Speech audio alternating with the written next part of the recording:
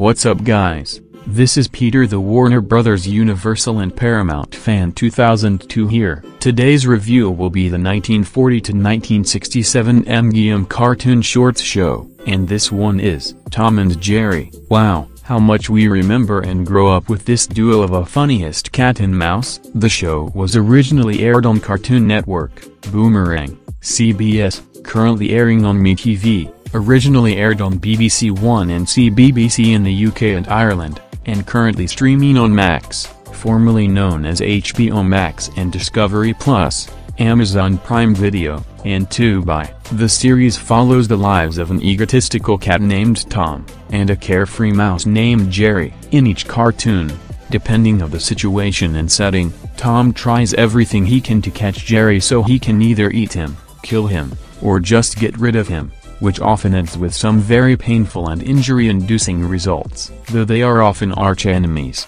there are a few times where they do set aside their rivalry and team up due to them having a common goal to pursue. Other characters the duo often meet on their misadventures are the tough dog Spike and his son Tyke, the troublesome alley cat Butch and his gang, the fancy and lovely cat Toodles galore, the orphan baby mouse Nibbles, the impressionable duckling Quackers, and more. The writing is very simple with how in each episode Tom is always trying to get Jerry and crazy hijinks ensue, but the way it's executed makes it very engaging and results in a ton of laughs. But they also knew when to mix it up every now and then, like whenever Tom and Jerry team up because they have a common goal, or whenever other characters are involved in the plot. Also, aside from some occasional dialogue, this is practically a silent series as the majority of the episodes are told strictly through the animation, music, and sound effects. And with great writing, comes great episodes. And there are many to choose from, like Yankee Doodle Mouse, Mouse Trouble, Solid Serenade, The Cat Concerto, Dr. Jekyll and Mr. Mouse, The Invisible Mouse, The Truce Hurts, The Little Orphan, Heavenly Puss, Saltwater Tabby, Jerry's Cousin, The Mouseketeers episodes, Johann Mouse, Tim and Tabby, and more. The series has a pretty good sense of humor. Sometimes there are some visual gags that get a laugh, but the majority of the humor comes from the well-timed and crazy violent slapstick, and the situations they get themselves in. The amount of things that happen to Tom and sometimes Jerry and the other characters are so crazy and death-defying that you can't help but laugh. It also helps that whenever the slapstick happens, the impacts look and sound very solid. The humor's also not afraid to get kinda morbid and dark at times, and it manages to still be funny. Though seeing how this series did start in the 1940s, there were a couple of jokes that did rely on the use of blackface and black stereotypes which can be pretty off-putting, as well as Tom's yells in the earliest episodes being natural cat sounds, which can be off-putting too, because all I could think of when I heard those noises was a real-life cat getting hurt. What sicko would enjoy that? But thankfully, these did die down as the series went on. Even though the series mostly relies on comedy, there were some moments that were legitimately heartwarming and dramatic, like in one episode after Tom managed to throw Jerry out of the house on Christmas Eve.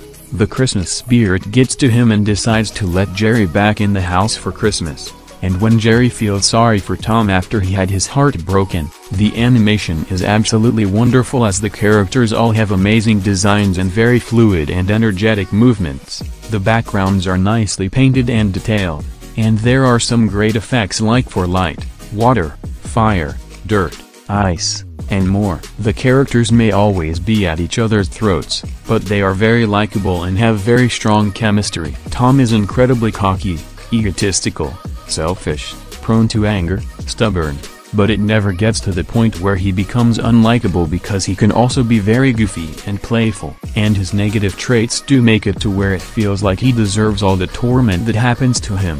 But there are times where we do feel sympathetic for him, like whenever he gets his heart broken or just trying to live his life. Jerry on the other hand is more carefree, playful, and often looking to either just have fun or survive. But he can be a little scheming shit too, like whenever he tries to get Tom into trouble with his owners, Spike, or anyone else, but it doesn't get to the point where he becomes unlikable. And during Nibbles' appearances, it's shown he can be a good and caring guardian too, The other characters are also pretty likable and do play a part in the story and comedy of each episode they appear in, like the big tough dog Spike, the lovely and sophisticated Toodles Galore, Tom's troublemaking free-nemi Butch, the innocent and impressionable Nibbles, and a few of the one-off characters. Honestly, the weakest characters in the whole series are the human characters. Mammy does have some decently funny moments and lines, but she's just a stereotypical 1940s black lady. George and Joan are as bland as plain toast, and the babysitter Jeannie from the later episodes is very neglectful of the baby she's supposed to be watching. Although the series is mostly silent, whenever there is voice acting, it is very well done, and there are some solid performances like William Hanna as the vocals for Tom and Jerry, the various voice actors for Spike and Butch, and more. The music by Scott Bradley is incredibly well composed and really captures the series' comedic and light-hearted tone. Overall, I can see why these cartoons are as beloved as they are by many people. These cartoons are incredibly funny, but also very charming. Granted, there are some people who don't get into these, and that's okay. I'm mainly recommending these cartoons to people who are fans of the duo and classic animation. This show also has its theatrical movie from Miramax Films, Artisan Entertainment, Turner Entertainment Company, Turner Pictures Worldwide Distribution, and Film Roman, Tom and Jerry, the movie in 1992.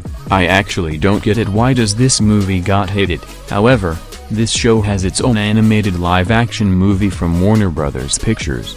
Warner Bros. Pictures Animation, formerly known as Warner Animation Group, and Turner Entertainment Company, Tom and Jerry in 2021. To be honest, I prefer this movie. Warner Bros. Has done this movie better than the 1992 movie. And let's not forget about its direct-to-video movies released on VHS, DVD, Blu-ray, and digital from Warner Bros. Home Entertainment, Warner Bros. Family Entertainment, Warner Bros. Animation, and Turner Entertainment Company. Tom and Jerry, The Magic Ring in 2001, Tom and Jerry, Blast Off to Mars in 2005, Tom and Jerry, The Fast and the Furry, and also the same year as Tom and Jerry, Blast Off to Mars, Tom and Jerry, Shiver Me Whiskers in 2006, Tom and Jerry, A Nutcracker Tale in 2007, Tom and Jerry Meet Sherlock Holmes in 2010, Tom and Jerry and the Wizard of Oz in 2011, a crossover movie Tom and Jerry and the Wizard of Oz, Tom and Jerry, Robin Hood and His Merry Mouse in 2012, Tom and Jerry's Giant Adventure in 2013, Tom and Jerry,